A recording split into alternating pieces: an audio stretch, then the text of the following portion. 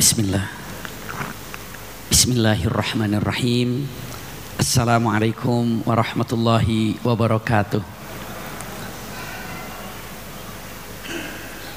Innal hamdalillah nahmaduhu wa nasta'inuhu wa nastaghfiruhu wa na'udzu billahi min syururi anfusina wa min sayyiati a'malina. May yahdihillahu fala mudhillalah wa may yudlilhu fala hadiyalah. Asyhadu an la ilaha illallah wahdahu la syarikalah taqriran bihi wa tauhidan wa asyhadu anna Muhammadan abduhu wa rasuluhu amma ba'du. Allahumma la sahla illa ma ja'altahu sahla wa anta taj'alul hazna idza syi'ta sahla. Allahumma inna nas'aluka hubbaka wa hubba man ahabbaka wa hubba amalin yuqarribuna ila hubbika birahmatika ya arhamar rahimin. Amin ya rabbal alamin. Alhamdulillahirabbil alamin. Mudah-mudahan i'tikaf kita sore ini seluruhnya disertai dengan rahmat dan berkah Allah Subhanahu wa taala. Semoga seperti ini Allah kumpulkan kita di dunia ini, seperti ini juga kelak Allah kumpulkan kita di surga firdausnya. Amin ya rabbal alamin. Kesempatan yang sangat berbahagia ini insya Allah kita akan melanjutkan bahasan kita berkenaan dengan seseorang yang sangat dipuji dan dipuja oleh kita semuanya sesuai dengan namanya Muhammad. Perjalanan sirah nabawiyah yang bulan lalu kita pelajari sampai akhirnya Rasul Shallallahu Alaihi Wasallam berdakwah secara terang-terangan. Otomatis kalau dakwah secara terang-terangan resikonya pun akan jauh lebih berat, lebih besar. Iya, ini pernah disampaikan di pertemuan yang lalu. Maka ada beberapa hal yang ingin disampaikan secara singkat dari perjalanan-perjalanan Rasul Shallallahu Alaihi Wasallam ketika mengambil risiko dengan dakwah secara terang-terangan menjalankan perintah dari Allah Subhanahu wa taala. Ini mungkin sedikit pengulangan untuk lebih memantapkan dari pelajaran yang telah kita lalui di pertemuan yang lalu. Iya. Bahwa Rasulullah Shallallahu alaihi wasallam setelah mendapatkan hantaman dari Abu Lahab dengan mengatakan tabban laka ya Muhammad alihada jama'tana, ini pertemuan yang kemarin. Celaka engkau Muhammad, engkau kumpulkan kami di sini hanya untuk mendengarkan ocehanmu, perkataanmu kalau engkau itu nabi. Lalu dengan kata-kata ini dibubarkan semua jamaah. Sekarang sudah tidak bisa disembunyikan lagi dan memang tidak tersembunyi. Orang-orang Mekah tahu inilah Muhammad yang sekarang mengakui nabi dan ini adalah Muhammad yang sekarang ini membawa ajaran baru di kota Mekah Al-Mukarramah. Maka Rasulullah membuktikan dengan kekuatan niat yang ada, tidak berhenti Rasulullah berjalan di setiap gang-gang yang ada di kota Mekah, di jalan-jalan. Sengaja kalau kita jualan membawa barang, lalu kita akan berjalan, setiap orang yang lewat mungkin kita akan tawarkan bakso pak, kalau kita jualan bakso, iya bakso bu, setiap ada orang yang lewat ditawarkan. Rasulullah Shallallahu Alaihi Wasallam layaknya seseorang yang setiap berjumpa dengan orang lain mengatakan kalimatnya, ya fulan qul la ilaha illallah Muhammadur Rasulullah. Ya fulan, wahai fulan, engkau ingin selamat dunia akhirat, engkau ingin bahagia dunia akhirat, katakan la ilaha illallah Muhammadur Rasulullah. Ketemu lagi deh, wahai fulan, kamu ingin tenang hatimu, katakan la ilaha illallah Muhammadur Rasulullah. Ketemu lagi deh, wahai fulan, engkau ingin bebas dari berbagai macam masalah, katakan la ilaha illallah Muhammadur Rasulullah. Masya Allah, itu layaknya orang yang sedang menjual sesuatu barang, setiap orang diapakan? Ditawarkan. Namun Rasulullah menawarkannya bukan seperti itu. Ibu bapak teman-teman semuanya kalau sedang di mall atau sedang berjalan, kadang-kadang ada orang yang membagikan apa itu? Brosur. Kasihkan brosur, dibagikan brosur, dibagikan brosur. Ada orang dikasih, ada orang dikasih, ada orang dikasih. Rasulullah Shallallahu Alaihi Wasallam Setiap berjumpa dengan orang diajaknya untuk mengatakan 2 kalimat syahadat. Ini perjuangan Rasulullah. Dahsyat sekali. Subhanallah. Akhirnya orang-orang Mekkah melihat keadaan seperti ini, khususnya para pejabat-pejabat Mekkah, melihat dengan menyatakan ini bahaya, ini merepotkan ini. Maka harus ada beberapa tindakan yang pernah disampaikan pertemuan yang lalu. Silahkan untuk kembali melihat pelajaran yang telah kita pelajari. Intinya saat itu bagaimana caranya orang-orang yang ada di kota Mekkah tidak mendengarkan apa yang diucapkan Rasulullah. Maka semua gelar-gelar yang buruk yang dilemparkan oleh orang-orang kafir Quraisy kepada Rasulullah SAW, ya orang-orang kafir Quraisy kepada Rasul Sallallahu Alaihi Wasallam itu diberikan kepada Rasulullah. Semua kata-kata buruk. Majnun, iya. Muhammad yang majnun. Muhammad sihir, penyihir, iya. Muhammad syair. Semua disampaikan. Apapun kalimat-kalimat yang buruk untuk Rasulullah Sallallahu Alaihi Wasallam disampaikan. Seperti yang kemarin As ibnu Wa'il mengatakan Muhammad al-Butur, Muhammad yang terputus nasabnya. Gak ada lagi orang yang akan melanjutkan dakwahnya. Kenapa? Biasanya kalau para nabi resah pengen punya anak, kenapa? Ingin melanjutkan dakwahnya. Kalau dirinya sudah wafat. Ini dia tidak punya anak laki-laki, Muhammad al-Butur, maka dikatakan Muhammad Butur, Muhammad yang terputus nasabnya. Iya. Maka diusik lagi dengan penghinaan Muhammad sahir, Muhammad penyihir. Ada lagi dengan mengatakan kalimatnya Muhammad syair, yang diucapkan itu hanyalah syair-syair saja, bukan wahyu. Semua ditimpahkan kepada Rasulullah Sallallahu Alaihi Wasallam. Iya. Bahkan sampai Siti Khadijah pun sakit hati ketika dengan mengatakan Muhammad yang butur, Muhammad yang tidak punya anak laki-laki. Siti Khadijah di usia 55 tahun, iya lebih, lalu bagaimana akan hamil lagi untuk memiliki keturunan?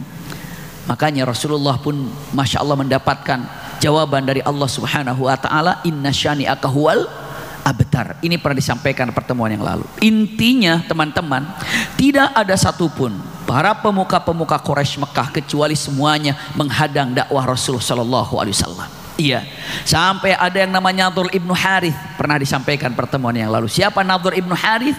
Dia ini adalah orang yang selalu mengikuti Rasulullah dalam berdakwah. Rasulullah berada di sebelah sini, Nadhr ibnu Harith mungkin sekitar 10 meter di sampingnya. Lalu Rasulullah sedang berdakwah, Nadhr ibnu Harith pun menyampaikan cerita-cerita kuno, cerita-cerita Persia, cerita-cerita Romawi, cerita-cerita Arab, cerita apa. Ini adalah tukang cerita, dongeng. Maka dengan mengatakan kata-katanya, Muhammad punya cerita, kami pun punya cerita. Yang disampaikan Muhammad hanyalah asatirul awwalin, cerita-cerita lama. Maka kami pun punya cerita-cerita lama. Maka teman-teman, kalau di dalam Al-Quran ada kata-kata asatirul awwalin, itu berkenaan dengan siapa? Nadhr ibnu Harith. Begitu. Dakwahnya berbagai macam hal yang dimiliki oleh orang-orang kafir Quraisy digunakan untuk menjegal dakwahnya Rasulullah Sallallahu Alaihi Wasallam. Apapun yang dia miliki, kekuasaan digunakan untuk menjegal Rasulullah. Harta yang mereka punya digunakan untuk menjegal dakwah Rasulullah Sallallahu Alaihi Wasallam. Apapun, iya. Ya mungkin zaman sekarang juga bisa seperti itu. Untuk menjegal dakwah seseorang bisa dengan cara menghalanginya dengan medsosnya, medsos macam-macam. Bagaimana? Di TikToknya dihajar, misalnya di Instagramnya juga dihajar, misalnya di YouTube-nya pun dihajar misalnya. Kenapa? Agar dakwahnya tidak berkembang, bisa saja. Pada waktu itu Rasulullah Sallallahu Alaihi Wasallam benar-benar dikurung. Bagaimana caranya agar dakwahnya tidak menyebar? Bagaimana dakwahnya agar tidak lepas, biar terkurung. Itu keadaan yang memang saat itu Rasulullah Sallallahu Alaihi Wasallam, Masya Allah tabarakallah, kuat dan kokoh dengan kalimatnya.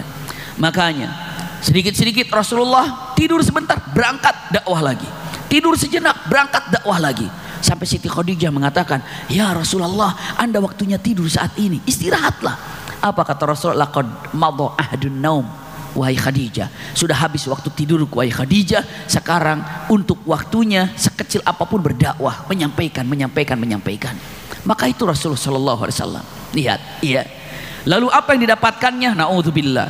Kemarin sudah disampaikan, bukan hanya sekadar secara penghinaan dilemparkan, tapi tapi fisik pun dapat. Contoh misalnya Ummu Jamil ini adalah istrinya daripada Abu Lahab. Iya, setiap pagi menyimpan kotoran, bukan hanya kotoran sampah, tapi apa? Yang namanya duri-duri yang ada di Mekah itu disimpan di pintu rumahnya Rasulullah SAW. Setiap Rasulullah keluar rumah, kotoran. Setiap keluar rumah ada yang namanya sampah. Setiap pulang atau mau masuk rumah atau keluar rumah, didapatinnya adalah naudzubillah kotoran atau duri atau sampah yang ada di depan rumahnya. Seperti itu. Dan Rasulullah pun tahu ini adalah perbuatan mereka orang-orang kafir Quraisy. Ini saya ingin menceritakan seperti apa Rasulullah ditekannya di dalam masalah dakwahnya. Sampai punten, begitu mendengar kata-kata tabbat yada abi lahabi wa tab ma aghna anhu maluhu wa ma kasab sayasla naran dzata lahab wa mar'atuhu hammalatal hatab fi jidha hablum mim masad. Punten, ini suami istri yang namanya Abu Lahab dan Ummu Jamil itu berlomba-lomba untuk apa? Untuk menghina Rasulullah dan menyebarkan fitnah yang ada. Maka beberapa ulama dengan wamra'atu hammalatal hatab, iya, hatab itu kan kayu bakar. Maksudnya apa? Celaka juga untuk istrinya Abu Lahab yang selalu menyebarkan, memanaskan suasana dengan fitnah-fitnah yang menyebar di kota Mekah. Oleh siapa? Oleh Ummu Jamil. Siapa? Istrinya Abu Lahab. Maka seakan-akan dia itu pembawa kayu bakar. Karena apa? Membakar semua orang-orang yang di Mekah dengan fitnah-fitnah yang disebarkan oleh dia. Makanya hammalatul hatab. Dia ini adalah tukang membawa kayu bakar. Maksudnya apa? Dia ini adalah selalu membakar manusia yang ada di kota Mekah dengan apa? Dengan cerita-cerita bohong, dengan fitnah yang ada. Jadi ibaratnya seperti membawa api kemana-mana. Bicara di sini fitnah Rasulullah, duduk di sini fitnah Rasulullah, di sini jelekan Rasulullah, duduk di sini fitnah Rasulullah. Maka seakan-akan dia ini adalah pembawa kayu bakar. Kenapa? Karena akhlaknya, sifatnya selalu membakar orang-orang untuk membenci Rasul Shallallahu Alaihi Wasallam. Maka di sana dikatakan hammalatal hatab. Iya. Lalu apa? Usikum wa iyaya nafsi bitaqwallah. Marah Abu Lahab ini. Abu Lahab marah. Lalu Abu Lahab dengan mengatakan saking marahnya yang dia ucapkan, dia lihat telah menghinaku dengan kata-kata tabbat yada abi lahabi wa tab. Karena orang Arab ini diantaranya banyak karena banyak ahli syair di sana. Jadi cerdasnya mereka banyak, kalau mendengarkan satu kata, satu kalimat mereka langsung hafal, banyak seperti itu. Maka ketika diucapkan tabbat yada abi lahabi wa tab, maka orang di Mekah itu sudah bergunjing mengatakan, itu Muhammad bilang tabbat yada abi lahabi wa tab ma aghna anhu maluhu wa ma kasab. Mereka mereka tidak mengatakan dua kalimat syahadat, tapi mereka tahu itu tabbat yada abi lahabi wa tab itu. Maka marah Abu Lahab karena kata-kata ini sudah terlalu menyebar. Lalu Abu Lahab dengan mengatakan, berani-beraninya Muhammad menyebarkan kata-kata ini, iya, kan itu menghina Abu Lahab, tapi kata-katanya bagus. Maka Abu Lahab dengan mengatakan, saya akan balas dia. Dia penyair, aku juga penyair. Apa yang dilakukannya? Na'udzubillah, dia cari Muhammad, di mana Muhammad, di mana Muhammad. Maka dikatakan itu ada lagi duduk bersama Abu Bakar. Dia sudah membawa kayu yang sangat besar untuk memukul Rasulullah SAW. Tiba-tiba begitu datang, hei Abu Bakar, mana temanmu itu? Maksudnya kepada Muhammad bertanya. Abu Bakar mengatakan, cari aja. Padahal Rasulullah berada di samping Abu Bakar, tapi Allah tutup mata Abu Lahab sehingga tidak bisa melihat Rasulullah SAW. Dan Abu Bakar tahu Allah telah menjaga Rasulullah SAW sehingga Abu Bakar ini faham kalau dia tidak melihat Rasulullah SAW. Lalu dia datang ke sofa, iya. Sesampainya di sofa dia kumpulkan orang-orang kafir Quraisy. Ayuhan nas, kumpul sini, kumpul sini, kumpul sini. Aku ada syair yang bagus, aku ada syair yang baik untuk kalian hafal. Maka orang-orang pada kumpul. Tiba-tiba begitu kumpul disampaikanlah dengan kata-katanya. Ini perkataan yang dilakukan, yang dibacakan oleh Abu Lahab. Lihat, Muhammad itu artinya terpuji. Tapi untuk penghinaan tidak mengatakan Muhammad, tapi mudzammam. Tidak Muhammad tapi mudzammam. Iya, mudzammam itu orang tercela artinya. Jadi plesetan dari Muhammad, mereka mengatakan mudzammam. Plesetan daripada Muhammad menggunakan kata-kata mudzammam. Mudzammam itu artinya tercela.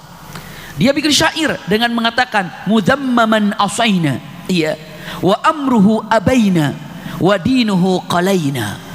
Itu kata-kata, 3 kata. Dengan mengatakan mudzammaman asaina, orang yang tercela kami tidak akan pernah, ajakan dari orang yang tercela kami tidak akan pernah mengikutinya. Iya, mudzammaman asaina.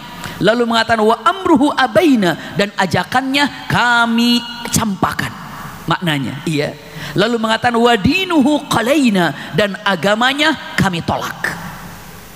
Itu bahasa yang dilakukan oleh Abu Lahab dengan bahasa syair yang dia ucapkan. Sampai mengatakan mudzammaman asaina, diteriakan kalimatnya, wa amruhu abaina wadinuhu qalaina. Maka saat itu orang-orang Mekah, iya, menyebarkan bahasa ini sampai di Mekah. Hafal semua kata-kata ini untuk mengalahkan tabbat yada abi lahabi wa tab ini. Maka setiap anak, orang tua seakan-akan diwajibkan untuk hafal ini, dan setiap orang bersenandungnya ke syair ini. Mudzammaman asaina wa amruhu abaina wa dinuhu qalaina. Itu kata-katanya. Jadi setiap orang ketika melihat Muhammad mudzammaman asaina, iya, jadi mengatakan ini orang yang tercela yang kami akan ingkari. Itu kan wa amruhu abaina, ajakannya kami akan campakkan. Wa dinuhu qalaina, dan agamanya akan kami punten tinggalkan atau kami akan menolaknya. Itu gambaran. Maka semua orang seakan-akan sudah mengatakan tidak Muhammad lagi, tapi ucapannya apa? Mudzammam. Maka salah satunya yang membuat para sahabat resah, ya Rasulullah, enak aja dia bilang kepadamu mudzammam, mudzammam, mudzammam. Ya Rasulullah, doalah kepada Allah agar siapapun yang mengatakan kata-kata ini dihancurkan atau dilaknat atau diazab atau apa saja. Apa kata Rasulullah sallallahu alaihi wasallam mengatakan? Mereka mengatakan ku mudzammam, tapi aku Muhammad. Biarkan saja mereka mengatakan mudzammam, tapi aku kan Muhammad, bukan mudzammam. Biarkan saja. Imma mereka mau menyatakan kepada aku mudzammam, terserah, karena aku bukan mudzammam. Tapi para sahabat resah dengan punten ejekan orang-orang kafir ini. Ini salah satu daripada ejekan orang-orang kafir kepada Rasulullah sallallahu alaihi wasallam. Lihat lagi, iya. Kita lihat satu persatu. Usikum wa iyaya nafsi bitaqwallah. Iya. Punten. Maka dari sejak itulah Rasulullah sallallahu alaihi wasallam kalau berada di kota Mekah, sedang berdakwah, sedang berjalan sendiri, sedang berjalan kemana saja, imma ke pasar, imma kemana, orang-orang mengatakan tuh mudzammam, oh ini penyihir, oh ini penyair, oh ini orang gila, oh ini. Semua gelar-gelar buruk yang disampaikan oleh orang-orang kafir Quraisy menyebar dan selalu dihujamkan kepada Rasulullah sallallahu alaihi wasallam. Ini Rasulullah, ini utusan Allah. Ini yang memberikan kepada kita pencerahan bagaimana cara ibadah, tapi perjuangannya sangat dahsyat sekali. Kenapa kita pelajari ini? Karena lebih tahu lagi kita untuk mencintai Rasulullah sallallahu alaihi wasallam. Wabil khusus sekarang di Rabiul Awal banyak sekali orang-orang berkumpul untuk memperingati lahirnya Nabi, memperingati lahirnya Nabi. Yang terpenting cara memperingati lahirnya Nabi sallallahu alaihi wasallam itu adalah mengikuti sunnahnya. Ini pertama, mengikuti sunnahnya. Iya. Lalu mempelajari syariat yang dibawa oleh Rasulullah sallallahu alaihi wasallam. Belajar tafsir, belajar hadis, belajar fikih, belajar ini adalah punten cara mengikuti sunnah Rasulullah sallallahu alaihi wasallam. Jadi kalau mengatakan bagaimana caranya untuk Maulid Nabi sallallahu alaihi wasallam ini, padahal kita kalau dikatakan Masya Allah paling tidak kalau mengatakan ikuti sunnahnya, lalu pelajari syariat yang dibawa Rasulullah. Siapapun teman-teman yang belajar fikih, belajar tafsir, belajar hadis, itu sedang apa? Sedang membuktikan cintanya kepada Rasulullah sallallahu alaihi wasallam. Lalu yang ketiganya apa? Perbanyak sholawat. Lalu yang keempatnya secara khusus pelajari sirah nabawiyah. Jadi kalau dibilang dengan mengatakan kita ini memperingati lahirnya Rasulullah sallallahu alaihi wasallam, paling tidak mempelajari sirah nabawiyah tiap bulan kita lakukan di sini. Belum lagi pelajaran-pelajaran yang lain yang teman-teman hadiri, itu pun demi menumbuhkan rasa cinta kepada Rasulullah sallallahu alaihi wasallam. Iya, punten. usikum wa iyaya nafsi bitaqwallah. Sampai dalam satu kalimat Rasul sallallahu alaihi wasallam sedang sholat. Iya, sedang sholat. Orang menertawakan Rasulullah sholat. Orang menertawakan Rasulullah sedang melaksanakan ibadah. La haula wala quwata illa billah.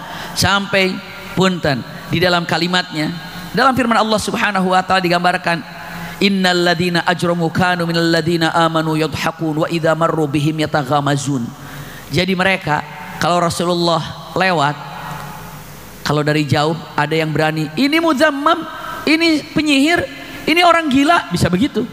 Tapi kalau ada orang tidak berani, cukup ketika Rasulullah mereka lewat atau Rasul lewat cuma tertawa, menertawakan, ataupun memberikan isyarat, tuh orangnya, tuh orangnya, tuh orangnya.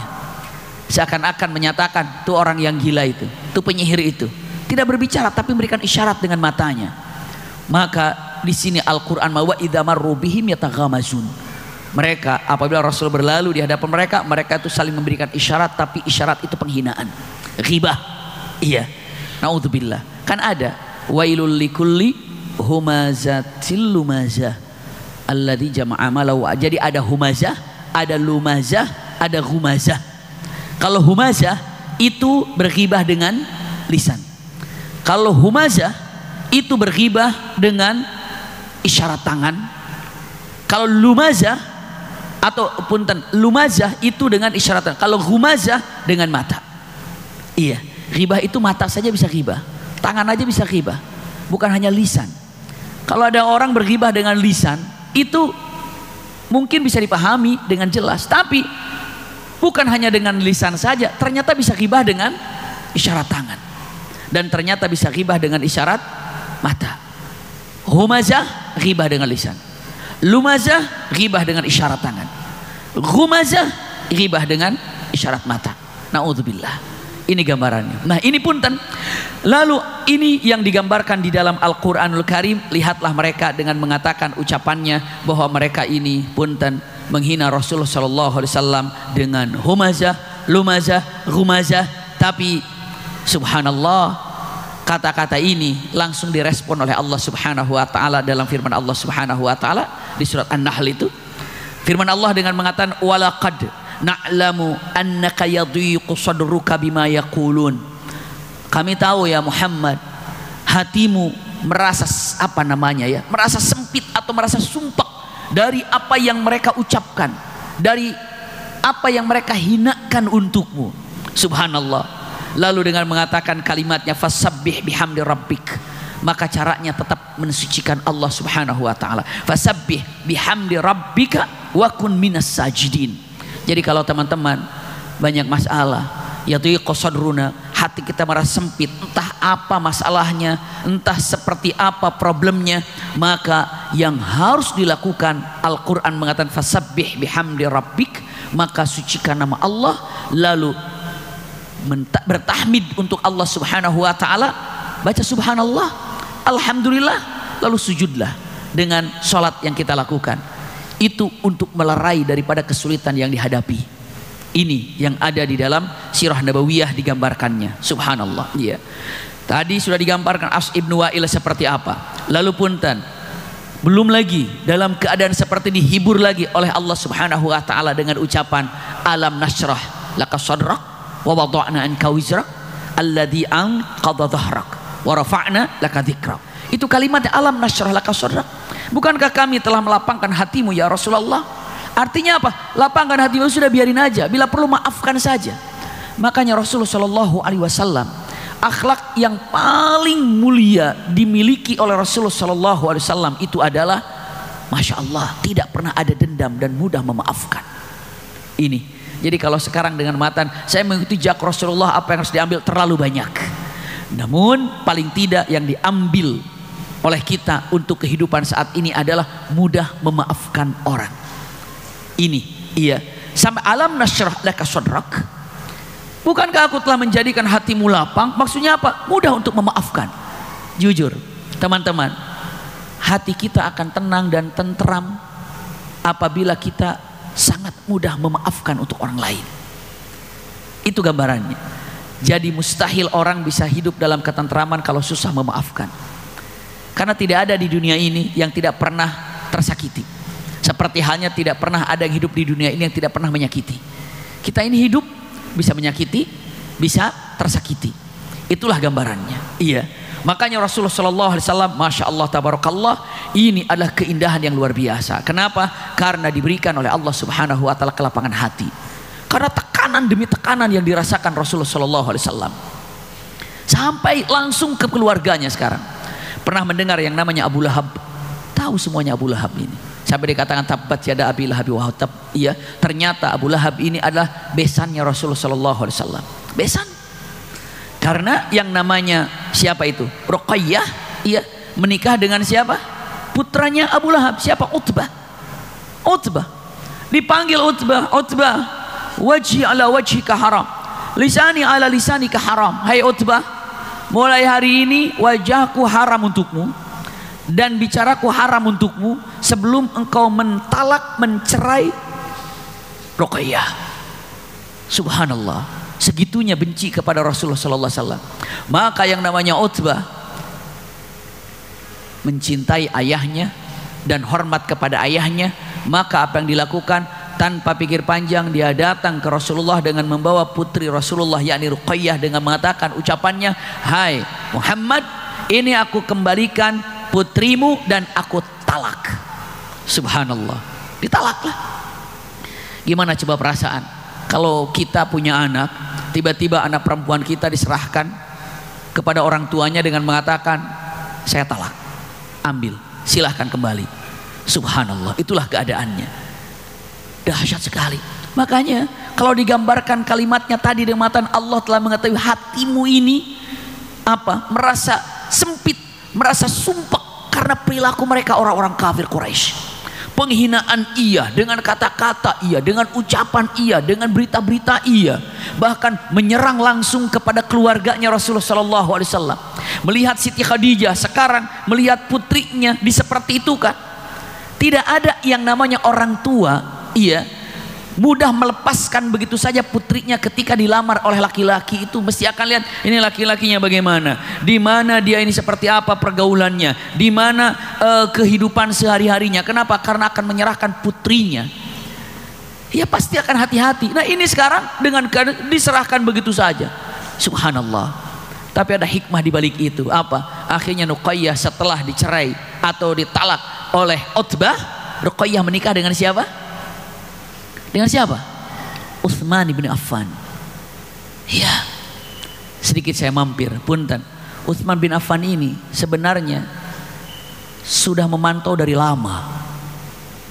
Iya, Utsman bin Affan ini sudah mengatakan, saya ini ingin mendapatkan Ruqayyah sebelum Ruqayyah menikah dengan Utbah. Iya. Lalu apa yang terjadi?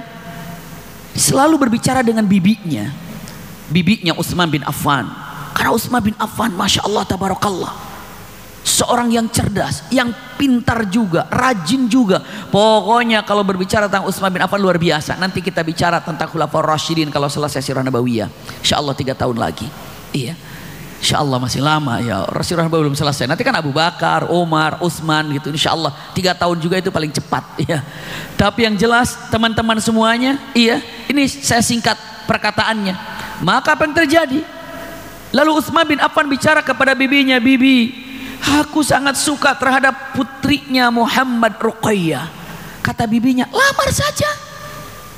Nanti, cepat nanti. Iya, kenapa? Belum pede. Akhirnya punya keputusan, saya akan melamar Ruqayyah kalau saya nanti telah pulang berdagang. Kata bibinya, mendingan sekarang, nanti aja bibi. Maka berangkatlah keluar untuk berdagang. Sepulangnya dari dagang, bibinya mengatakan, telat kamu, Ruqayyah sudah menikah dengan Utbah. Subhanallah. Mungkin walau bagaimanapun Utsman bin Affan kepikiran. Maka apa yang terjadi? Utsman bin Affan kalah cepat. Maka apa yang dilakukan oleh Utsman bin Affan biar segera move on? Apa yang dilakukan? Sering keluar Mekah untuk berdagang. Karena sekali datang ke Mekah ingat Ruqayyah, masuk ke Mekah ingat Ruqayyah, Ruqayyah, Ruqayyah, Ruqayyah. Apalagi penyesalan yang ada. Maka akhirnya banyak di luar Mekah dagang. Jadi saat Rasulullah menyampaikan tahu tentang kenabian, iya, Utsman bin Affan itu termasuk orang yang telat. Maka begitu datang ke kota Mekah, berjumpa dengan Abu Bakar, Abu Bakar mengatakan, karena temannya Abu Bakar, Utsman bin Affan, tahu tentang Islam, Abu Bakar menyampaikan kepada Utsman bin Affan. Seperti pelajaran yang pernah disampaikan ketika Rasulullah berdakwah secara sembunyi-sembunyi. Jadi Utsman bin Affan tahunya Islam dari siapa? Abu Bakar. Dan setelah masuk Islam, Masya Allah, Utsman bin Affan memperbaiki keimanannya dan akhlaknya dan luar biasa, menjadilah seorang mukmin yang sejati. Maka begitu ditolaknya Ruqayyah, yang pertama kali tahu kabar itu bibinya. Dipanggil, Utsman, ada kabar bagus. Apa? Ruqayyah, kenapa? Ditalak. Sama siapa? Sama Utbah. Beneran, Bi? Iya. Subhanallah. Perkataan Utsman bin Affan dengan mata, ya Rab, dalam hatinya sedang sibuk mencintai Allah dan Rasulnya, ternyata dapat hal yang luar biasa, Ruqayyah. Tapi juga belum maju. Kenapa? Masih menunggu waktu sampai kapan tepatnya. Maka perkataan yang sangat luar biasa para ulama, di saat Utsman bin Affan mengejar Ruqayyah, Ruqayyah diambil oleh orang. Tapi saat mengejar cinta Allah dan Rasulnya, Ruqayyah datang. Masya Allah. Jadi kalimatnya akhirnya Ruqayyah menikah dengan siapa?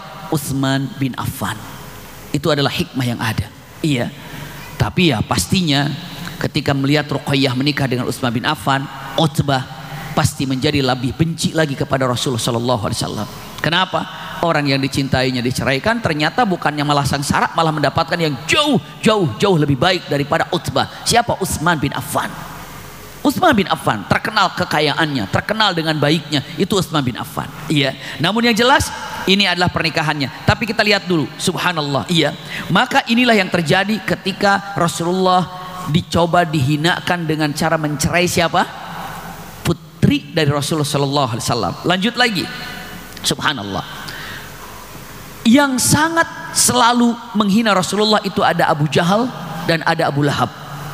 Pernah di pertemuan yang lalu, Abu Jahal kalau lihat itu menghina, memerangi Rasulullah SAW itu lebih dahsyat daripada Abu Lahab. Tapi yang ada dalam Al-Quran bukan Abu Jahal tapi Abu Lahab. Saya pernah sampaikan alasannya. Ada yang masih ingat alasannya apa? Karena apa ya? Abu Jahal, lihat dari sejarah, itu adalah lebih dahsyat daripada Abu Lahab. Menyerang Rasulullah, menghina Rasulullah, lebih hebat daripada Abu Lahab. Tapi kenapa Abu Jahal tidak ada dalam Al-Quran untuk punten balasan dari Allah? Tapi yang tertera adalah Abu Lahab. Jawabannya adalah karena Abu Lahab orang yang pertama kali menjegal dakwah Rasulullah. Itu yang pertama kali. Makanya semua dosa Abu Jahal tumpah untuk Abu Lahab. Kenapa? Karena ini adalah orang yang pertama kali. Maka Abu Lahab. Emang siapapun zaman sekarang mungkin tidak ada yang namanya Abu Lahab. Tapi sifat Abu Lahab itu mungkin ada. Bagaimana caranya? Dengan cara punten menghalangi menyebar syariat Islam. Mereka memiliki sifat seperti sifat siapa? Abu Lahab. Kalau Allah katakan tabbat yada abi lahabi wa tab, sekarang juga tabbat, celaka bagi mereka yang menghalangi dakwahnya para ulama dimanapun. Iya, Abu Lahab tidak ada, tapi sifat Abu Lahab mungkin masih banyak di dunia ini. Usikum wa iyaya nafsi bitaqwallah. Nah kalau Abu Jahal, mungkin teman-teman ketika bertanya, Abu Jahal itu pamannya Rasul nggak ya? Anak pamannya Rasul tapi jauh. Jadi bukan seperti ponakan dekat seperti Rasulullah dengan Sayyidina Ali, tidak. Iya, tapi masih satu marga Quraisy. Tapi jauh. Iya. Dan Rasulullah ingin mencoba agar Abu Jahal ini, Abu Jahal Amr bin Hisham untuk masuk dalam Islam, tapi susah. Sampai Rasulullah pernah datang kepada Amr bin Hisham atau Abu Jahal mengatakan, wahai Abu Jahal, iya, apakah kamu tidak beriman terhadap syariat yang aku bawa? Abu Jahal sedang duduk bersama teman-temannya. Lalu dia mengatakan, Muhammad, kalau aku yakin engkau nabi, aku pasti sudah iman. Tapi keyakinanku engkau itu pendusta. Engkau itu bukan nabi. Aku yakin kau itu pendusta. Mana mungkin hatiku untuk menyatakan kamu nabi sementara punten, aku mengatakan kau nabi sementara hatiku mengatakan kau ini adalah pendusta. Rasulullah mengatakan, ya sudah kalau gitu. Pergi Rasulullah. Tiba-tiba saat Rasulullah pergi, Abu Jahal bilang sama temannya, kamu tahu nggak? Sebenarnya hatiku yakin kalau dia itu nabi. Itu Abu Jahal bilang dengan mengatakan, sebenarnya aku yakin dia itu shadiq, dia itu nabi, dia itu utusan Allah. Terus temannya bilang, loh, kenapa kamu nggak beriman kepadanya? Jawabannya enteng. Dari dulu kami, ya dari kakek kami dan kakeknya Muhammad itu selalu bersaing dengan yang positif, bukan bersaing dalam keburukan. Bersaing apabila ada tamu yang datang, iya, kalau kakeknya Rasulullah memberi minuman, memberi makanan, berikan tempat tinggal kepada tamu yang datang ke Mekah, maka kami pun melakukan hal yang sama. Datang tamu, kami berikan minuman, kami berikan makanan, kami berikan tempat. Iya, kalau misalnya ada tamu yang baru pulang dari Mekah, kakeknya Rasulullah memberikan makanan, berikan bekal, oleh-oleh, kami pun lakukan itu. Kami selalu bersaing dari segi kebaikan. Iya, itu selalu kami bersaing. Maka orang luar Mekah pun akan tahu bahwa marga kami dan marganya Abdul Muthalib itu selalu bersaing dalam kebaikan. Tapi sekarang dia punya nabi, kami tidak punya nabi. Makanya kalau kami mengikutinya berarti kami salah saingannya. Berarti kami ikut dia. Itu adalah ujian untuk Abu Jahal. Tahu Muhammad itu nabi, tahu, tapi demi apa yang dimiliki oleh hawa nafsunya tidak diikuti. Dan saya takut teman-teman kita semuanya, usikum wa iyaya nafsi bitaqwallah, kalau kita tahu ini benar tapi kita tidak kerjakan, itu persis ujian untuk Abu Jahal. Tahu ajakan ini benar tapi kita tidak mengikutinya, berarti itu adalah punten. Gambarannya apa? Ujian seperti ujian untuk Abu Jahal. Tahu salah tapi kita doyan di situ, kita senang di situ, pastikan kita ini sedang diuji seperti ujiannya siapa? Abu Jahal. Punten kalau saya tanya sama teman-teman, pernah nggak kita ini tahu ini salah tapi kita masih suka misalnya melaksanakannya, atau membelinya misalnya, atau mengkonsumsinya misalnya. Tahu ini riba tapi kita tidak meninggalkannya, itu ujian seperti Abu Jahal itu. Iya, tahu ini benar tapi tidak diikuti, tahu ini salah tapi tetap diikutinya, itu ujian seperti Abu Jahal. Abu Jahal tidak lulus dalam ujian itu. Tahu Muhammad itu nabi, tahu tentang kenabiannya, masyhur dengan kesolehannya, al-aminnya, tapi tidak mengikuti. Kenapa? Karena dirinya takut dengan mengatakan kalah karena mengikuti Muhammad. Karena dari dulu mereka dan kakeknya Rasulullah itu selalu apa? Bersaing. Iya, mereka bisa menjamin 100 tamu, menjamu 100 tamu, ini bisa menjamu 100 tamu. Mereka bisa kasih oleh-oleh, ini pun bisa kasih oleh-oleh. Abdul Muthalib bisa menyimpan ataupun Masya Allah menyiapkan tempat untuk 100 orang, ini pun bisa menyiapkan tempat untuk 100 orang. Selalu begitu. Tapi begitu ini punya nabi, ini tidak. Ikut di sini? Tidak. Kenapa? Mereka katakan kami kalah kalau begitu. Itu alasan kenapa Abu Jahal tidak beriman. Ketika mata Abu Jahal, tahu nggak Rasulullah nabi? Tahu. Yakin. Kenapa nggak ikut? Itu alasannya. Ini haram, tahu haram, tapi kenapa dikerjakan? Karena saya masih suka. Itu dia. Ini adalah sesuatu yang baik, kenapa tidak diikuti? Karena saya malas. Itu dia gambarannya. Itu adalah ujian tentang ujiannya Abu Jahal. Jadi kalau teman-teman mengatakan, oh Abu Jahal seperti itu diuji, mungkin teman-teman mengatakan, saya, kata teman-teman ini, justru kami pun sedang dalam ujian itu. Iya, usikum wa iyaya nafsi bitaqwallah. Iya. Kita lanjutkan lagi. Ada lagi yang namanya Uqbah bin Abi Mu'ayth. Ini pernah saya sampaikan. Uqbah bin Abi Mu'ayth ini beberapa kali mendengarkan ayat yang dibacakan Rasulullah SAW. Beberapa kali. Lalu apa yang terjadi kepada Uqbah ini? Masuklah Islam atau iman di dalam hatinya. Uqbah bin Abi Mu'ayth. Uqbah ini dekat rumahnya dengan Rasulullah SAW atau bertetanggaan. Maka ingin lebih dekat dengan Rasulullah, mengetahui tentang Islam, dipanggil Rasulullah SAW ke rumah Uqbah. Ataupun lalu akhirnya Rasulullah datang, kata Uqbah, Muhammad silakan kami belikan makanan, silakan untuk kau makan. Rasulullah SAW mengatakan kata-katanya, saya tidak mau makan. Kenapa?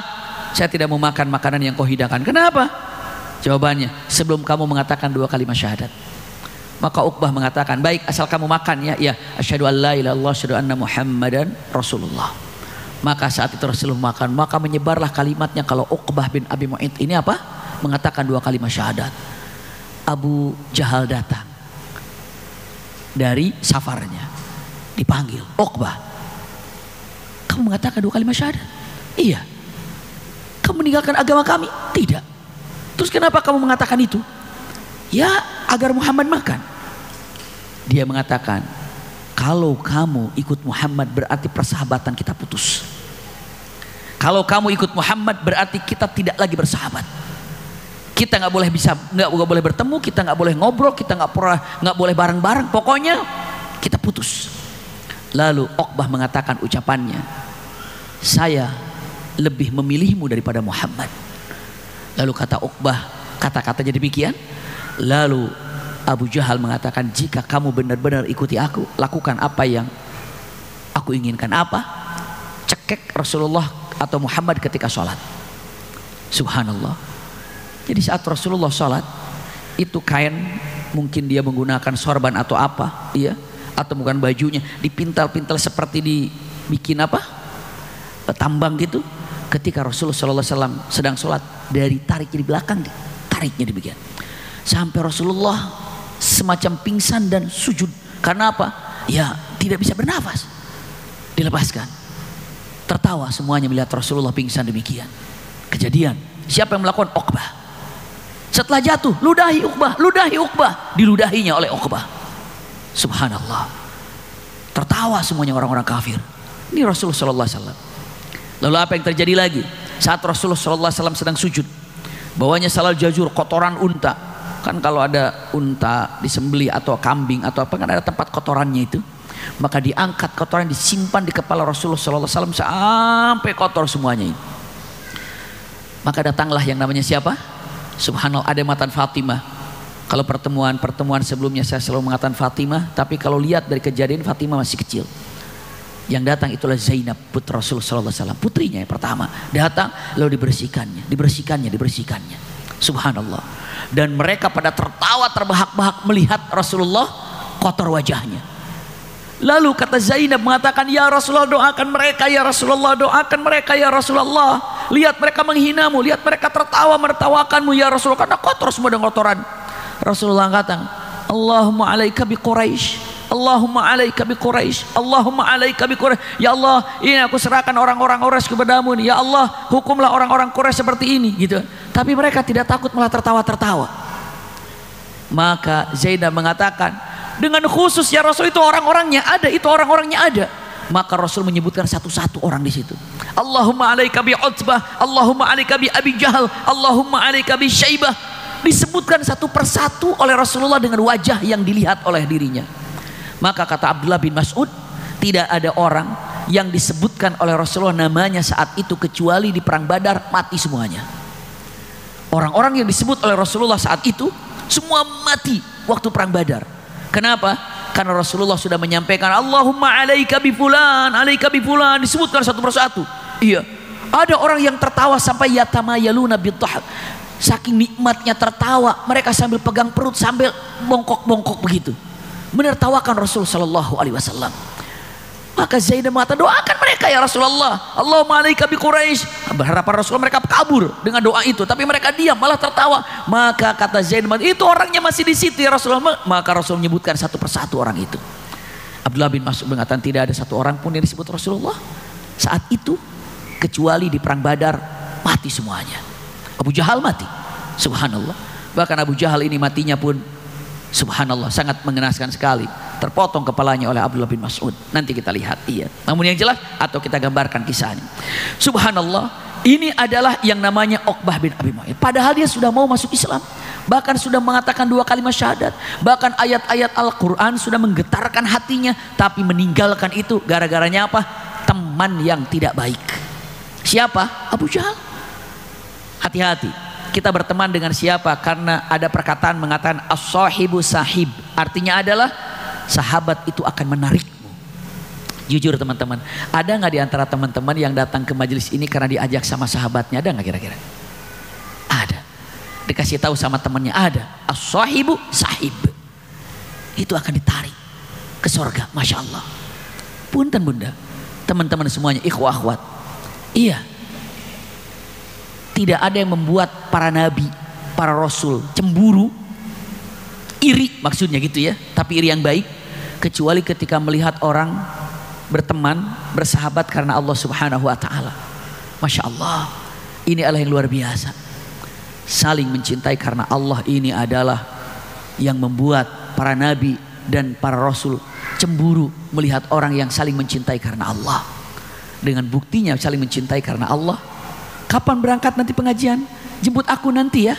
Oke, nanti saya jemput. Masya Allah, teman-teman datang ke majelis ta'lim seperti ini hakikatnya sedang berjalan menuju surga Allah Subhanahu wa taala. Teman-teman serius ini perkataannya. Kenapa? Karena kalimatnya ini adalah taman surga. Siapapun yang mudah langkah kakinya ke majelis ta'lim, seperti itulah mudahnya dia menuju surga. Jadi kalau teman-teman mengatakan, ya Rob, perasaan saya kalau ada kajian gak susah untuk hadir ya, nanti seperti itulah mudahnya menuju surga. Man salaka tariqan yaltamisu fihi ilman sahhalallahu bihi tariqan ilal jannah. Bukan saya mengatakan, Rasulullah. Siapa yang Allah mudahkan kakinya untuk hadir ke majelis ta'lim, maka sebenarnya seperti itulah Allah akan mudahkan dirinya untuk hadir atau untuk datang ke surga Allah Subhanahu wa taala. Itu gambarannya. Gak sadar yang membuat teman-teman datang ke sini itu adalah karena cinta Allah. Apalagi yang dibicarakan ini adalah Rasul sallallahu alaihi wasallam. Sudah saatnya memang kita ini untuk mengetahui Rasul sallallahu alaihi wasallam. Sekali lagi kalau kita selalu mengatakan hari ini kita menceritakan tentang Rasulullah, kelak langsung berjumpa dengannya, ini membuktikan cinta kita kepada Rasulullah. Iya, karena kita bukan di Rabiul Awal saja belajar sirah nabawiyah, terus per bulan. Pokoknya per bulan hadir, walaupun waktunya berbeda-beda. Usikum wa iyaya nafsi bitaqwallah. Iya. Biasanya di akhir bulan, karena di tanggal akhir bulan yang untuk kita kajian, ada teman-teman kita dari Terang Jakarta, salah satunya yang akan menikah. Alhamdulillah, masya Allah. Calon pengantinnya ada di sini. Mana? Oh, itu yang baju merah, masya Allah itu. Iya, itu akan insya Allah mau doanya akan menikah dengan ponakan saya insya Allah. Iya, itu akan menikah nanti insya Allah tanggal 29. Iya, ini akan menikah insya Allah. Makanya kita ajukan, tidak bisa libur langsung kajiannya, dipercepat gitu ya. Kenapa nanti tanggal berapa? 29 kan? Oh 29, masya Allah. Ya dari Terang Jakarta bagiannya di bagian apa, terus kita ta'aruf tidak lama, mungkin sekitar jumpa 3 kali apa 2 kali mungkin ya. Setelah itu langsung menuju ke pelaminan insya Allah. Iya, kalau ada yang perlu hubungi Terang Jakarta lagi insya Allah, masih ada stok. Astagfirullahaladzim. Beneran ini ya, ada yang namanya Kang Sani, ada nggak ada Kang Sani sini ya? Nanti yang ada malah ketua TJ-nya yang hadir, masya Allah. Mas Wips ya. Kita lanjutkan ini ya. Jadi walaupun apa yang tadi, tetap belajar sirah nabawiyah. Kita lanjutkan lagi. Subhanallah, ini Uqbah. Mereka atau Uqbah tidak beriman karena apa? Karena sahabat yang boleh dikatakan apa? Sahabat yang artinya punten membuat sesat, dan itu penyesalan yang sangat mengerikan. Iya. Lalu selanjutnya ada kisah juga sampai gimana caranya mempermalukan Rasul sallallahu alaihi wasallam. Jadi Abu Jahal ini, kita cerita fokus Abu Jahal, beli barang di orang Yaman. Orang Yaman datang jualan, dibeli barangnya. Setelah beli barangnya Abu Jahal nggak bayar. Begitu ditagih, bayar dong. Kata Abu Jahal mengatakan kata-katanya, nanti bayarin sama orang itu tuh. Ditunjukin siapa? Rasulullah. Kamu tagih ke dia bayarannya. Terus teman-temannya Abu Jahal bilang, mengatakan, kamu ngapain? Abu Jahal bilang gitu, biarin. biar dia tahu rasa, biar dia dipermalukan. Paling tidak nanti dia datang ke rumah, kalau datang ke rumah kita hajar. Lalu kata teman-temannya, Abu Jahal mengatakan, kamu berani mukul dia? Saya sudah siapkan di rumah nanti semacam apa, tongkat atau apa untuk memukulnya, pasti dia datang. Subhanallah. Rasulullah selesai sholat, datang orang ini. Kamu kayak yang namanya Muhammad? Iya. Tolong bayarkan Abu Jahal telah membawa barang dariku. Kata Rasulullah, Abu Jahal bawa barang darimu? Iya. Terus katanya kamu yang bayar. Oh, jadi dia bilang aku yang harus bayar. Iya. Kita tagih aja ke rumahnya bareng-bareng. Justru itu diharapkan oleh siapa? Abu Jahal. Karena Rasulullah datang akan dia apa? Dipukul atau akan dimarahi, akan dibentak-bentak segala macam, dipermalukan. Dan Rasulullah datang ke rumah Abu Jahal dan orang-orang sudah nunggu. Orang-orang sudah nunggu kalau Rasulullah ini akan dipukul oleh Abu Jahal. Dan Abu Jahal sudah siap di rumahnya. Subhanallah. Begitu Rasul ketuk pintunya. Buka wahai Amr bin Hisham. Aku Muhammad. Buka ya Amr bin Hisham. Begitu dibuka, Rasulullah langsung tegas menyatakan, apakah kamu bawa barang darinya? Abu Jahal kaget. Iya, aku bawa barang darinya. Bayar sekarang. Agak terhentak Rasulullah mengatakan, apakah kamu bawa barang darinya? Iya. Kenapa kamu belum bayar? Bayar sekarang. Oh baik Muhammad, baik Muhammad. Tongkatnya disimpan lalu dia bayar. Wah, ya. Orang yang nonton semuanya, apa katanya? Mau mukul katanya. Dibentak aja takut sama Rasulullah. Begitu Rasulullah pergi, orang-orang pada datang mengatakan, Allah kamu ngomong aja gitu gini. Dia bilang, demi Allah saya kaget, Muhammad datang dengan di belakangnya unta yang sangat besar sekali dan giginya siap untuk menggigit saya. Jadi yang saya takut itu bukan melihat Muhammad, tapi melihat yang di sampingnya. Setiap perkataan Muhammad, kamu kayak mau nerekam unta itu, kayak bunuh, makanya saya takut. Makanya langsung saya kasih. Subhanallah, kata Rasulullah ketika mengatakan, itu ada malaikat yang mendampingiku. Subhanallah. Itu kejadian. Maka dengan matan, tapi kata Abu Jahal, nanti kalau lagi sholat pasti dia lalai, saya akan injak. Laporkan ke saya kalau dia lagi sujud. Kalau dia lagi sholat, Rasulullah sedang sholat, dikabar Abu Jahal, dia sedang sholat sekarang, dia mau sujud sekarang. Sebentar lagi datang Abu Jahal. Begitu Abu Jahal tiba mendekat Rasulullah, dia langsung kembali ke belakang dan lari ke rumahnya. Ditanya lagi matan Abu Jahal, kenapa kamu tidak jadi menginjak kepala Muhammad? Jawabannya, demi Allah, mendekat saya ke tempat itu saya melihat khandak. Khandak itu parit, di situ api semuanya. Seperti halnya api itu membatasi antara aku dan Muhammad, dan api itu seperti mengejarku, maka aku berlari ke rumah.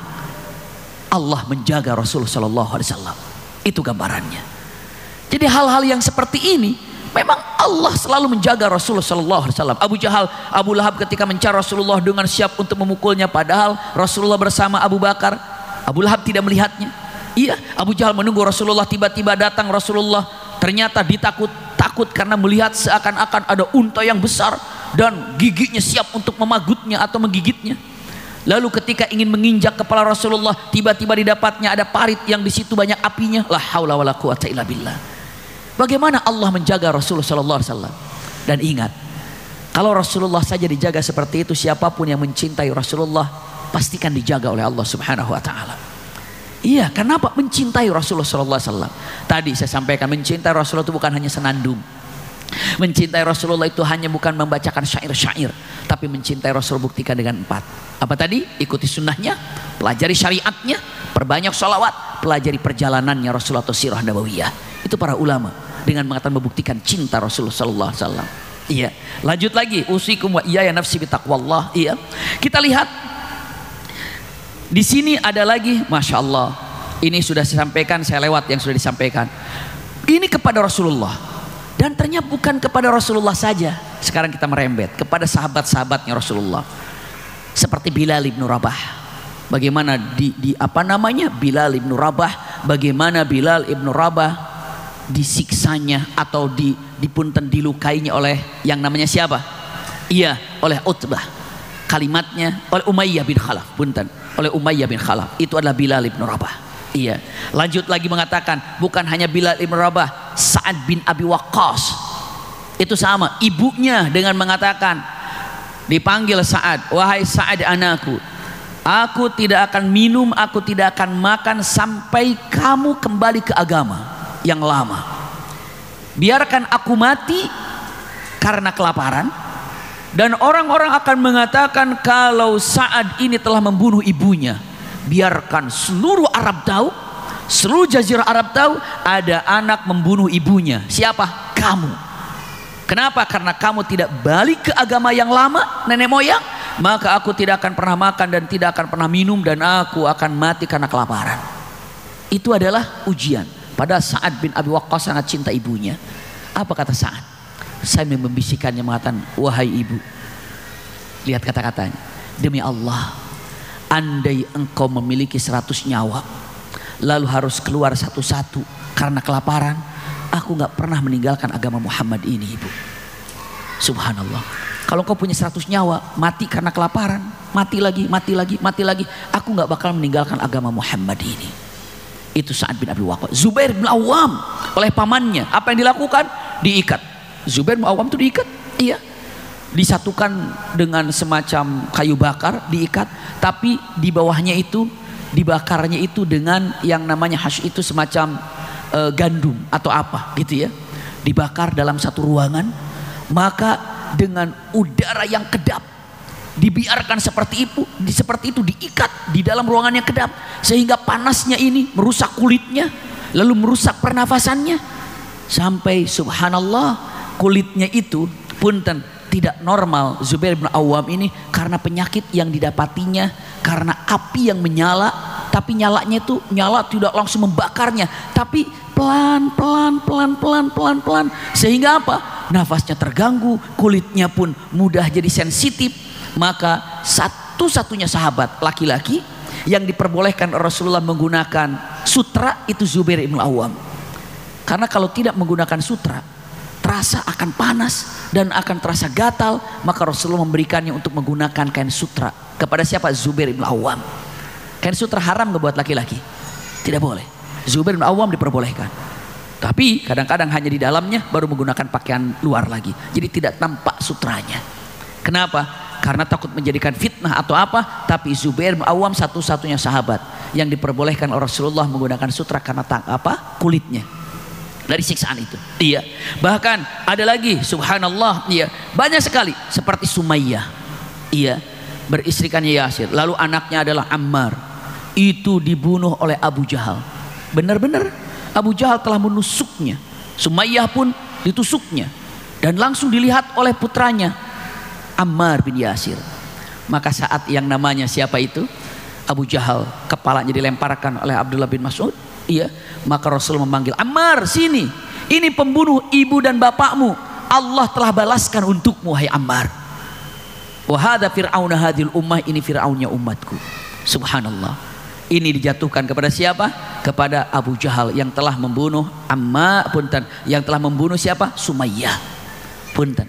Saya ingin menyatakan sama teman-teman, khususnya akhwat yang hadir tempat ini, yang pertama kali mati syahid itu adalah perempuan.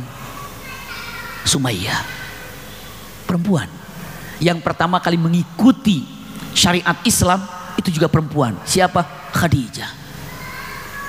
Jadi siapapun yang mati syahid di sekarang ini, pahalanya itu dapat oleh Sumayyah. Masya Allah.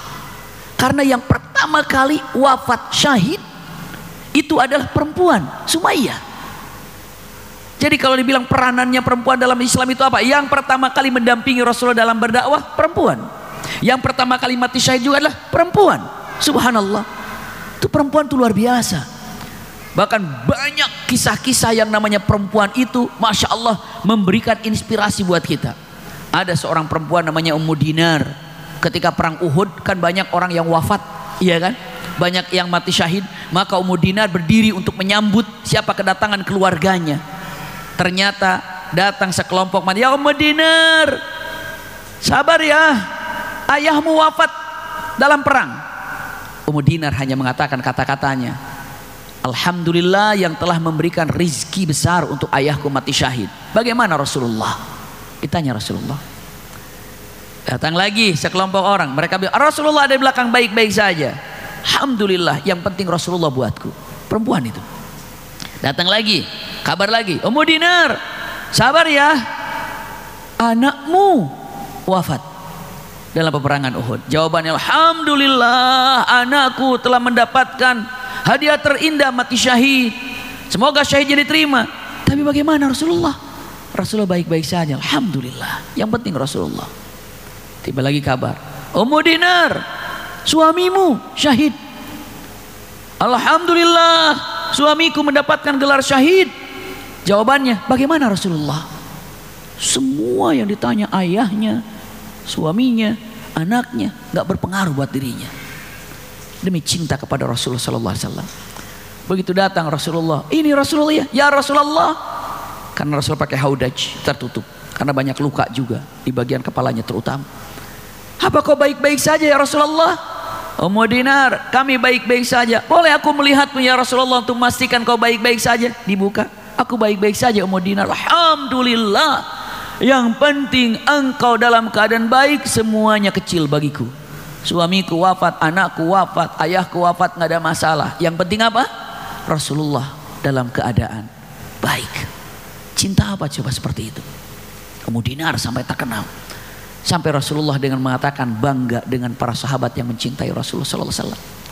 Tapi ingat buat kita, Rasulullah pernah bertanya dengan mengatakan kata-katanya gini. Kata Rasulullah sallallahu alaihi wasallam, kalimatnya, Masya Allah, ini Rasulullah mengatakan gini, sedang berkumpul dengan para sahabat. Kalimatnya,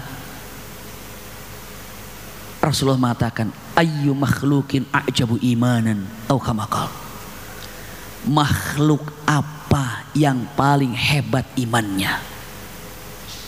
Makhluk apa? Siapa yang paling hebat imannya? Kata Rasulullah, man a'jabun nas imanan. Siapa yang paling mengagumkan imannya? Atau iman siapa yang paling dikagumi?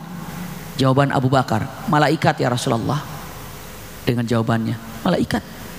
Malaikat pasti imannya kuat. Karena apa? Wajar. Karena apa? Malaikat diciptakan selalu taat. Berarti bukan malaikat, bukan. Kata Umar bin Khattab, para nabi lah seperti engkau dan saudara-saudaramu itu para nabi. Ya kalau nabi pasti kuat imannya karena diberikan wahyu. Lalu mengatakan, oh berarti para sahabat. Kalau para sahabat kuat imannya, pantaslah karena melihat aku. Subhanallah. Terus siapa Rasulullah kalau gitu? Yang paling hebat imannya adalah mereka yang beriman kepada Allah dan Rasulnya dan mencintaiku tanpa pernah melihat aku. Itu siapa dong? Anda semuanya. Subhanallah. Rasulullah mengatakan yang paling hebat imannya adalah, ternyata Rasulullah katakan bukan malaikat, bukan para nabi, karena itu udah wajar. Iya, bukan para sahabat, tapi siapa? Orang yang hidup setelah Rasulullah, yakni adalah kita, punya iman dan cinta kepada Rasulullah tanpa pernah melihat. Allahu Akbar. Ini gambarannya. Usikum wa iyaya nafsi bitaqwallah. Iya. Maka punten, semua ujian itu sangat dahsyat sekali. Saya akan sampaikan satu hari ini. Sampai akhirnya masuk Islamnya seseorang yang namanya Hamzah. Hamzah bin Abdul Muttalib. Subhanallah. Ini Hamzah pamannya Rasulullah sallallahu alaihi wasallam. Saya sampaikan, punten. Iya. Hamzah ini saya gambarkan saat Rasulullah sedang di depan Ka'bah, itu Abu Jahal lagi pelakunya. Memukul Rasulullah, berhasil itu. Iya, dengan batu, mengajak teman-temannya untuk menghukum, untuk memukul Rasulullah SAW. Singkat saya gambarkan. Maka saat itu semua orang-orang perempuan yang hadir di situ udah nggak tega melihat Rasulullah, dihinanya, dicacinya. Lalu ada seorang perempuan jariyah, atau boleh dikatakan itu seorang budak perempuan. Itu budaknya Abdullah bin Jud'an. Dia keluar karena tidak rela dan tidak kuat melihat Rasulullah yang sedang dihina. Maka dia keluar pas Hamzah baru datang berburu. Lalu ditidak mata, wahai Hamzah. Hamzah tuh mau lewat sana tadinya. Tapi Abdullah bin Jud'an, budaknya Abdullah bin Jud'an, jariyah tuh Abdullah bin Jud'an, itu seorang perempuan, teriak, ya Hamzah, ya Hamzah. Hamzah berkata, ada apa? Ya namanya, punten, kalimatnya seorang wanita ini nggak tega melihat seorang laki-laki, yakni Rasulullah dalam keadaan seperti dia teriak, ada keluar, ternyata lalu ada Hamzah. Ya Hamzah, tuh lihat anak keluargamu ataupun anak saudaramu, iya, anak saudaramu itu sedang dipermalukan di sana. Siapa? Muhammad? Iya. Ya namanya keponakan, gitu kan? Langsung Hamzah datang ke sana. Ternyata banyak orang yang sedang berkumpul. Hamzah tanpa pikir panjang turun dari kudanya dan dia mengatakan, buka jalan, buka jalan, buka jalan. Orang ngeri kalau sudah ngelihat Hamzah. Maka semua membuka jalan. Pas di depan sana, di depan Rasulullah, pas ada Abu Jahal. Tanpa ragu dengan busurnya ditamparnya Abu Jahal sampai berdarah. Lalu kata Hamzah kalimatnya, atashtumu ibnu akhi wa ana ala dini. Apa kamu lakukan seperti ini kepada putra saudaraku sementara aku berada dalam agamanya? Itu kata Hamzah. Aku berada dalam, wa asyhadu annahu shadiq, aku yakin kalau dia itu benar. Dan aku bersaksi kalau dia ini adalah nabi. Dan aku bersaksi kalau dia itu membawa wahyu. Dan aku mengatakan dia ini adalah utusan Allah. Dan aku mengatakan la ilaha illallah Muhammadur Rasulullah. Siapa di antara kalian yang berani maju kepada aku sekarang? Kata siapa? Hamzah. Semua kaget. Hamzah melakukan seperti ini. Lalu orang-orang dengan mengatakan ucapannya, kalimatnya, tidak ada yang berani ke Hamzah. Tapi ada satu orang yang coba berani dengan mengatakan, aku mau berhadapan denganmu wahai Hamzah. Hamzah mengatakan, in kunta shadiqan, kalau kamu benar-benar menghadapiku, maju ke depan. Tapi apa? Engkau tidak lama lagi di bumi ini. Maksudnya pasti kamu mati berhadapan denganku. Duduk dia. Lalu Abu Jahal mengatakan, sudah bubar, jangan diperpanjang, jangan diperpanjang. Begitu pada bubar, Rasulullah kaget. Kapan Hamzah iman? Jangankan Rasulullah, Hamzah juga kaget. Kenapa saya katakan itu?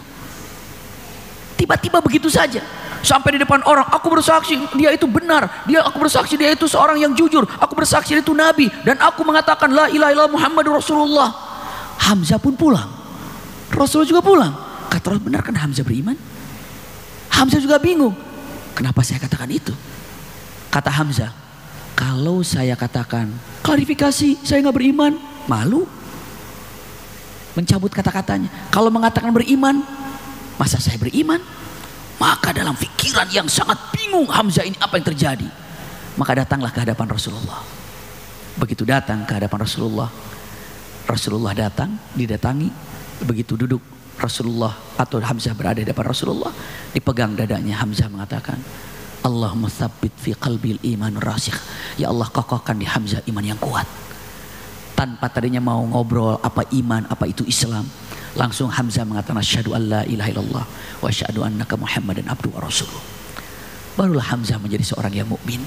Disitulah gempar orang Mekah, ternyata ada seorang yang menjadi yang iman, dan itu pamannya Rasul, dan itu adalah Hamzah.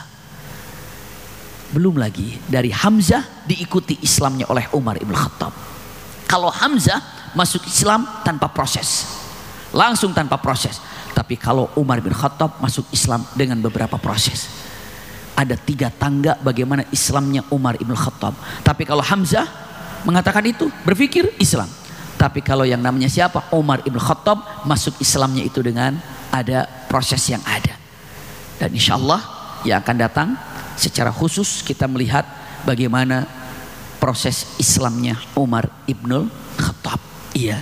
Dari setelah Umar bin Khattab seperti apa Islamnya, dan bagaimana perjuangan Rasulullah bersama ada Hamzah dan ada Umar di sana, dan ada sedikit perubahan dengan situasi setelah 2 orang ini masuk Islam. Karena apa? Karena orang melihat ini adalah Hamzah, ini adalah Umar ibn Khattab. Itu gambarannya. Iya. Jadi insya Allah yang akan datang kita lanjutkan bagaimana Islamnya siapa? Umar ibn Khattab. Iya.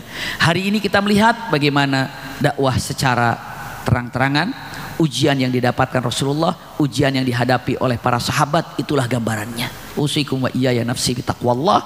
Dan yang akan datang bagaimana proses Islamnya Umar ibn Khattab. Karena dulu Umar bin Khattab selalu berada di belakang Rasulullah untuk apa? Kalau ada orang yang mendekati Rasulullah, jauh-jauh. Jadi orang tidak mau berhadapan dengan Rasulullah. Kenapa? Karena kalau ketemu Rasulullah, Umar marah sama orang itu. Maka Rasulullah menyatakan, Umar, tinggalkan aku, jangan kau ikuti. Umar hanya senyum mengatakan, kemanapun kau ikut atau kemanapun kau jalan, aku ikut kamu. Hai. Muhammad. Kenapa? Karena kalau ada orang di situ jalan, Umar sudah bilang, awas. Rasul jalan, Umar, awas, awas. Jadi Rasulullah nggak bisa jumpa dengan orang. Kenapa? Karena Umar ngikutin dari belakang. Sampai Umar mengatakan, Rasul, kamu ikut saya terus, bubar, jangan ikuti saya. Apa kata Umar? Mengatakan, kemanapun kamu pergi aku akan ikut. Ternyata dibuktikan setelah Islam, kemanapun kau pergi aku akan ikut. Itu gambarannya. Iya, mudah-mudahan singkat daripada sampaikan ada manfaatnya. Jazakumullah khair ala husni istimaikum. Lakum minni al-hubbu wad du'a. Wassalamualaikum warahmatullahi wabarakatuh. Subhanakallahumma wa bihamdika asyhadu an la ilaha illa anta astaghfiruka wa atubu ilaik. Walhamdulillahirabbil alamin.